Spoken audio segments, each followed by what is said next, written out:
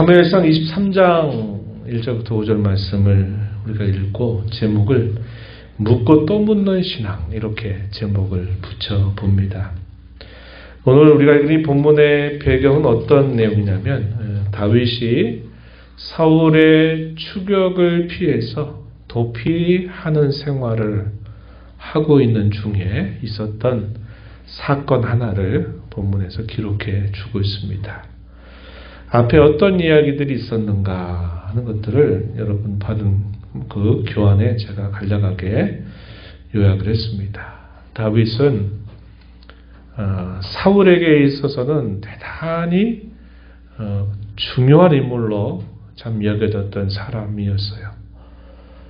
블레셋과의 전쟁에 그 어느 누구도 나설 수 없는 상황에 있을 때 하나님께서 그 어린 다윗, 전혀 싸움에 함께하지 못했던 그 어린 다윗을 하나님께서 감동하셔서 블레셋의 골리앗이라고 하는 큰 장수와 더불어 이 다윗을 싸우게 하시면서 이 골리앗을 단 한 방에 돌로 그를 쓰러뜨리고 골리앗 칼집에 있는 그 칼을 빼가지고 골리앗의 칼로 그의 목을 치면서 큰 위기 가운데 있었던 이스라엘 나라를 대승으로 이끌었던 인물입니다. 그래서 사울이 집권하고 나서 이 다윗이 한 그 일로 인해서 굉장히 큰 일을 그가 행하게 되고 그 일로 인하여 사울의 총애를 받게 됩니다.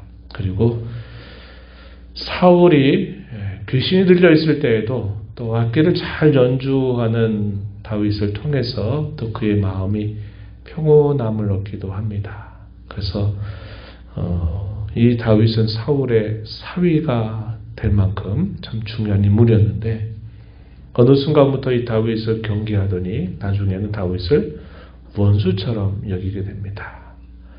그 일의 시작은 별로 크지 않은 일이었죠. 사람들이 다윗이 한 일을 칭찬하는데 사울 왕이 한 것보다 더 칭찬하는 것 같아 보였던 것이 그의 마음을 감당할 수 없게 한 겁니다.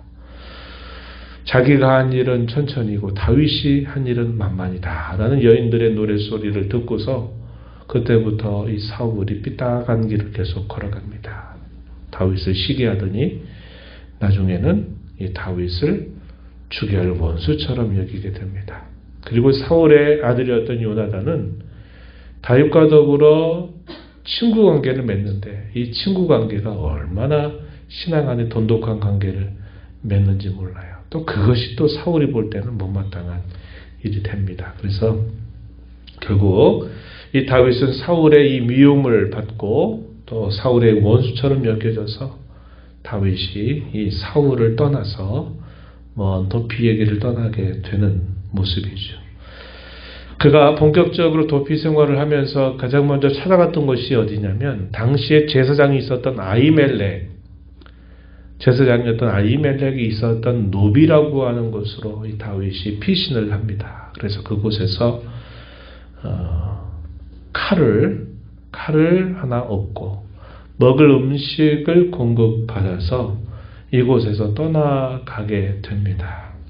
그런데 때마침 거기에 어떤 사람이 있었냐면 도액이라고 하는 이방 사람이 있었는데 이 사람이 스파이가 돼가지고 다윗이 숨어있던 곳을 밝히게 되는 일이 발생해요.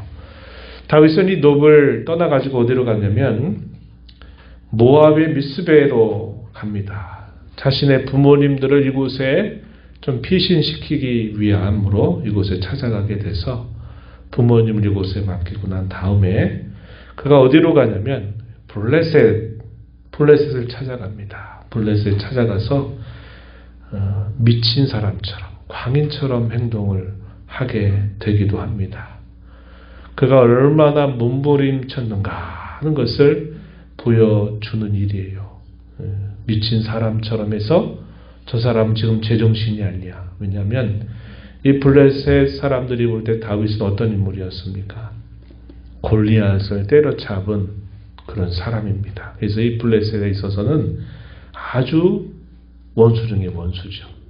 근데 그가 이 블레셋으로 도망치면서 제정신 가지고는 안 되죠. 그러니까 완전히 정신 나간 사람처럼, 미친 사람처럼 이렇게 연기를 하면서 블레셋에 또 피하기도 해요.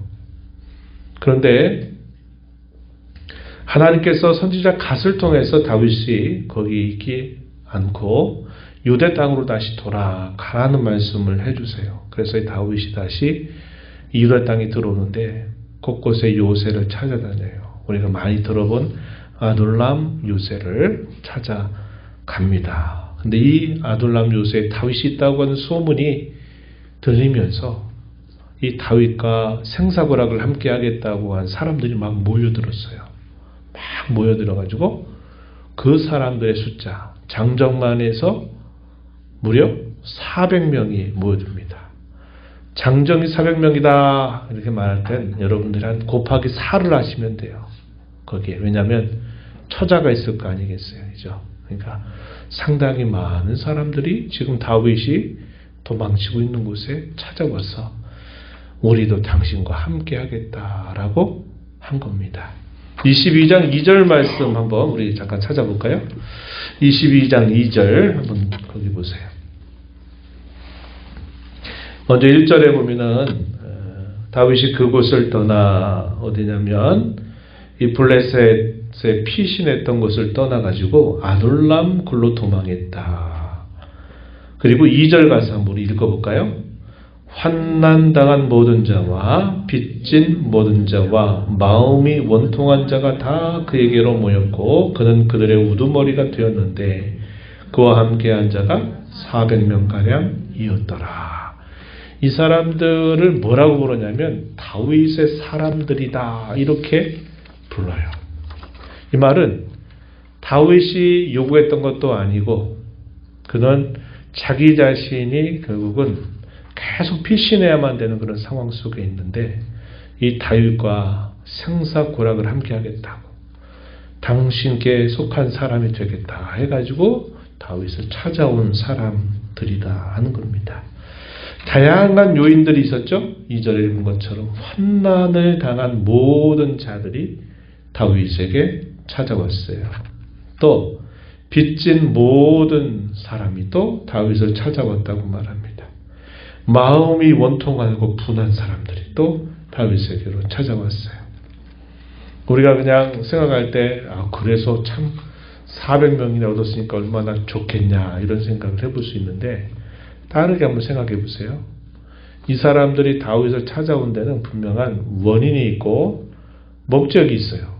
그건 뭐냐면 자기들의 인생 가운데 너무나 고통스러운 여러 일들을 만났는데 그 문제를 어떻게 해결할 길이 없는 겁니다. 그래서 그런 문제들 때문에 지금 누구를 찾아오냐면 자식들과 신세가 비슷한 사람, 그러나 많이 알려져 있는 사람, 다윗을 찾아온 겁니다. 그러니까 이 사람들의 어떤 인생의 많은 어려움들, 또 인생에 극복하기 힘겨운 문제들을 안고 있는 사람들이 다윗을 찾아왔다면 어떤 일이 벌어지겠어요? 각기 서로 다른 생각들을 가지고 각기 다른 문제를 느끼면서 또 각기 원하고 싶은 이야기, 자신들의 이야기를 또 하고 싶은 이런 여러 가지 많은 목적을 가진 사람들이 모여든 겁니다. 다윗이 한마디 하면 알겠다고 이렇게 다 무조건 따르게 준비되어 있는 사람이라기보다는 극복하기 많은 어려운 그런 문제들을 가지고 자신들이 가지고 있는 그 의지가 대단히 강한 사람들, 이런 사람들이 다윗에게로 모여왔다 하는 겁니다. 이것이 우리가 성경을 볼 때는 그게 별로 표현이 안 되지만 우리가 조금만 생각해 보면 우리가 그런 부분들을 충분히 가늠해 볼 수 있다 하는 겁니다. 이 아둘람 요새에 많은 사람들이 다윗에게 찾아왔어요. 이 소식이 사울에게 알려집니다. 사울은 더 많은 군사들을 대동해서 다윗을 추격하게 되죠. 그런 과정에서 어떤 일이 있었냐면 다윗이 혼자 첫 번째 피했던 것, 높당에 있는 제사장들, 그들 85명을 사울이 죽입니다. 누구의 밀고 때문에요? 도액이라고 하는 사람 때문에 거기에 그 노베에 있는 제사장 아히멜렉을 중심해서 거기 함께 있었던 제사장들을 다 칼로 죽여버려요.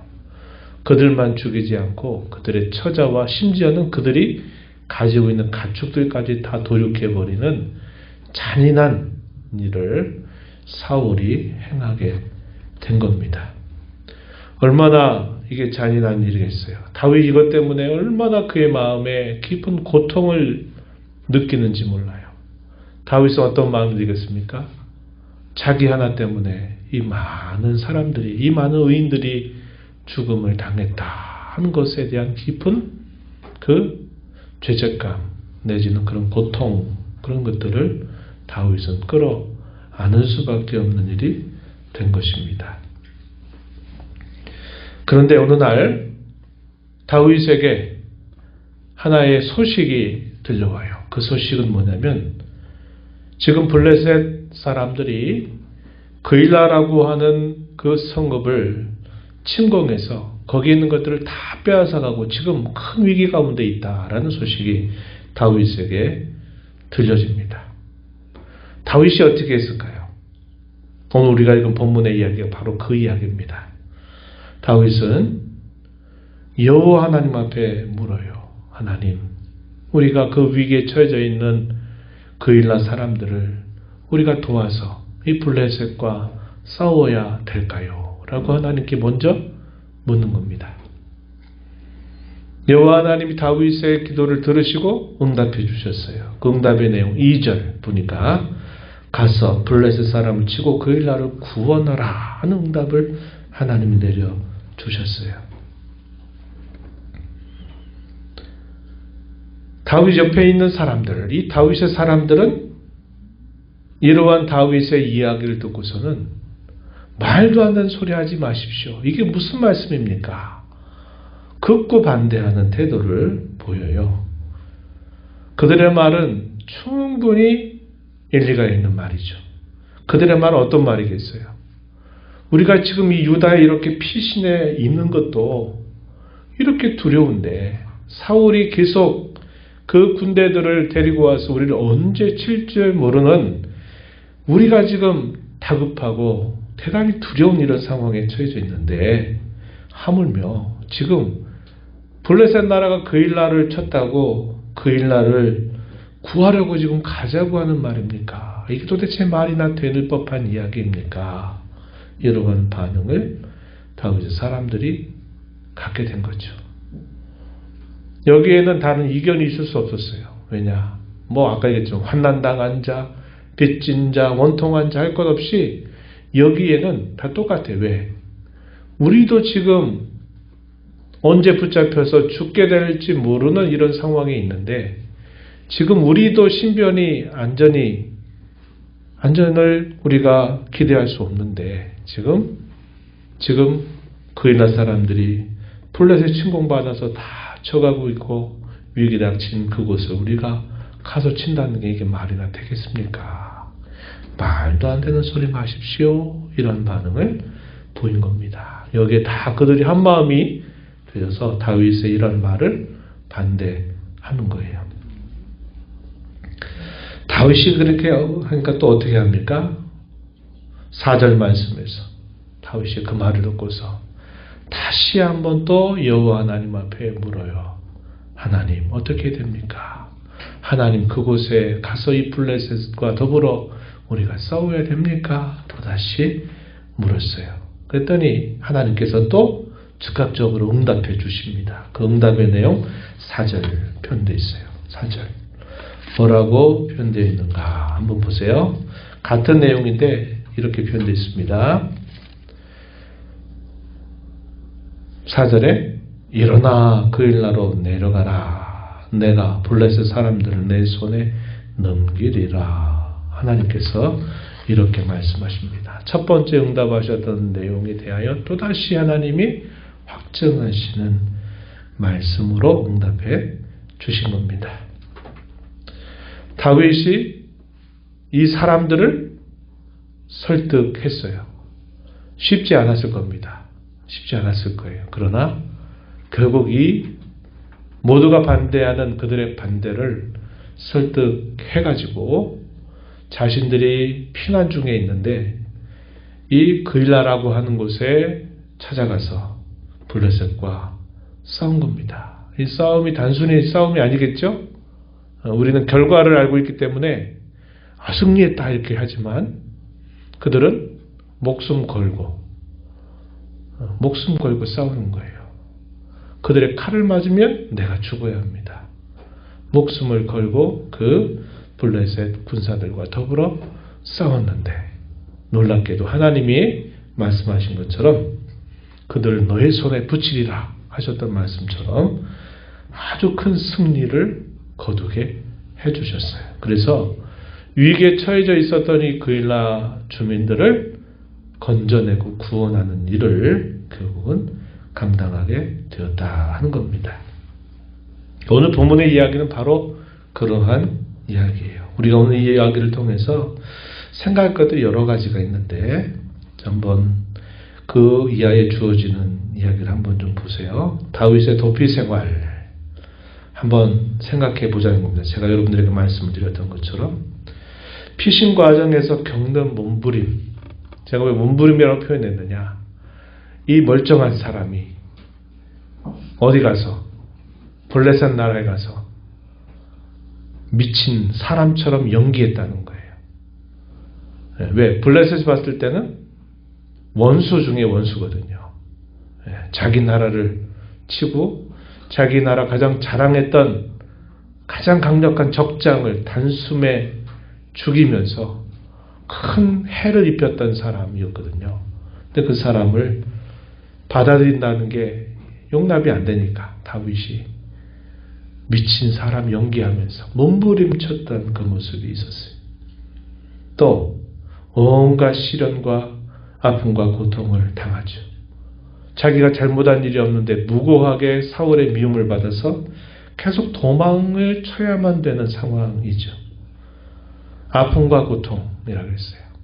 아까도 말씀드렸습니다만 노베에 있는 제사장 아히멜렉을 찾아가서 그 제사장에게 자기 형편을 하려고 자기에게 먹을 것을 공급해 달라 그래가지고 그거 받아가지고 다시 피난길로 갔는데 그거 하나 그랬다고 그 아히멜렉을 비롯해서 그 지역에 있는 제사장들 85명 처자들까지 해가지고 무자비하게 도륙한 일을 그가 들었을 때 그의 심정이 어떻겠습니까? 찢어지는 심정이었죠. 자기 때문에 이런 일이 닥쳤다 하는 거에 대한 그 고통, 그 아픔, 이런 말할 수 없는 거죠. 400명이 모여들었습니다. 장정만 400명이 모여들었어요. 다윗의 어깨는 막중한 책임을 안을 수밖에 없어요. 왜? 자기들이 생사고를 함께 하겠다고 찾아왔단 말이에요. 자기도 지금 도피 중에 있는데 자기와 상황이 비슷한 사람들이 계속 모여들더니 장정 400명이 자기를 찾아온 겁니다. 또 어떤 일이 있을까요? 제가 아까 말씀드렸죠. 다양한 원인들을 가지고 목적을 가지고 찾아온 사람들이었습니다. 그만큼 이해관계가 충돌될 수 있는 소지가 너무나 많다는 거죠. 그런 사람들이 다윗을 찾아왔을 때 다윗이 한마디 하면 다 그 말들 알겠습니다. 왕이시여 이렇게 했겠습니까?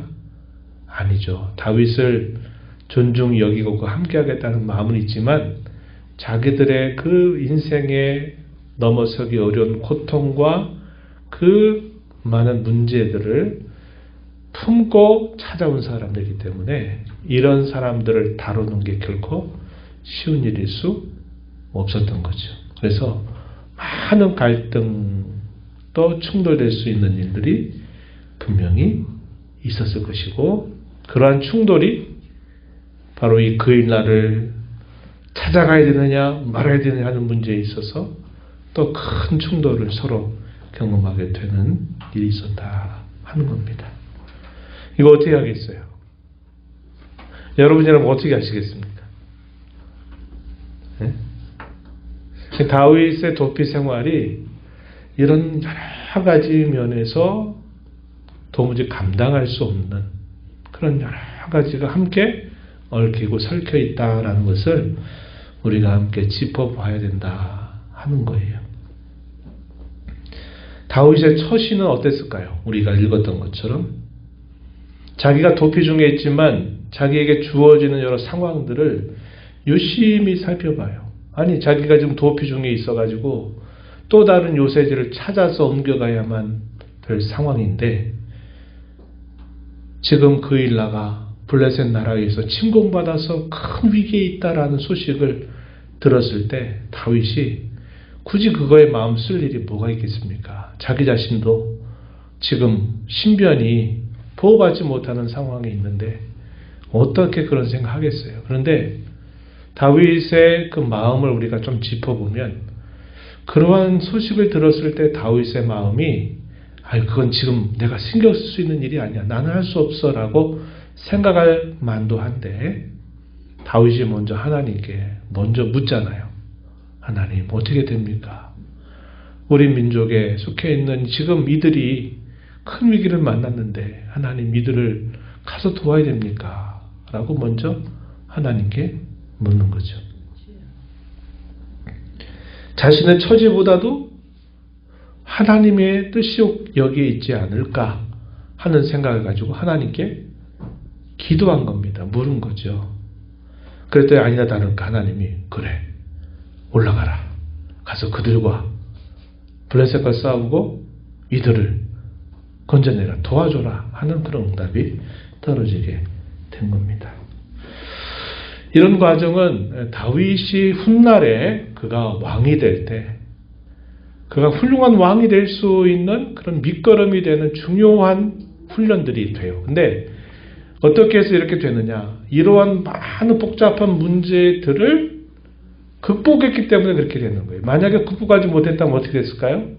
다윗의 후에 왕이 없는 거예요. 없는 거예요. 근데 다윗이 훗날에 이런 모든 것들을 자기 양분으로 삼아서 자신이 다스리는 나라가 하나님의 뜻에 맞게 세워진 나라가 되게 하는 데 있어서 이런 많은 문제들을 그가 극복할 수 있었다는 거예요. 극복했기 때문에 그가 훗날에 그러한 좋은 왕, 하나님이 내 마음에 합한 자라고 말할 만한 그런 왕이 될 수 있었던 것이다 하는 겁니다. 그게 어떻게 해서 그렇게 됐느냐? 하나님께 항상 먼저 의뢰하는 거예요. 자기가 지고 있는 막중한 책임, 자기가 피난 중에 있다고 하는 사실, 또 자기 때문에 수많은 사람이, 의로운 사람이 죽었다고 하는 마음의 심적인 고통, 또 자기를 찾아온 사람들의 다양한 이해관계와 충돌들, 이런 많은 문제들이 그가 맞닥뜨렸을 때 그로서는 감당할 수 있는 일이 아니었다는 겁니다. 그래서 그는 어떻게 하느냐? 주어진 상황 하나들 속에서 하나님의 뜻을 묻는 자세를 가졌다는 거예요. 자기가 하려고 해서 봐요. 안 돼요. 하나님께 매사를 묻고 또 묻는 일을 한 겁니다. 그래서 그것이 어떻게 보면 가장 지혜로운 처신을 한 거예요.